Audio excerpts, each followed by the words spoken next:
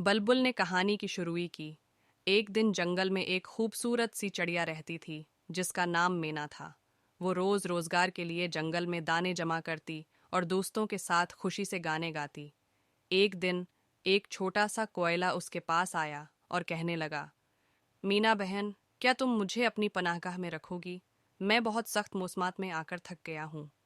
मीना ने देखा कि कोयला बहुत थका हुआ है, इसलिए उसे अपनी पनाहगाह में दाखिल करने की इजाज़त दी। कोयला ने मुन्ना बड़ा करके शुक्रिया अदा किया और पनाहगाह में दाखिल हो गया। मीना और कोयला की दोस्ती तेजी से बढ़ती गई। वो इकट्ठे वक्त गुजारने लगे और एक दूसरे को अपनी कहानियां सुनाते रहते।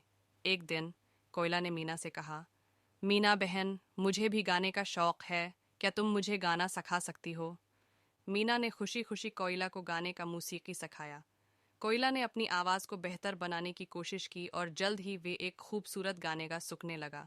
एक दिन जंगल के सब जानवर एक बड़ा मौसीकी इनाम मंजर करने आए। कोयला की आवाज़ ने सबको मगरूर कर दिया, मगर मीना ने अपने दोस्त को याद दिलाया कि कोयला को वो ताकत इसलिए मिली क्योंकि वो दूसरों की मदद करने के लिए तैयार था, ना कि मगरूर होने के लिए। इस कहानी से हमें ये सबक मिलता है कि गुरूर से बचना चाहिए और दूसरों की मदद करने को हमेशा तैयार रहना चाहिए।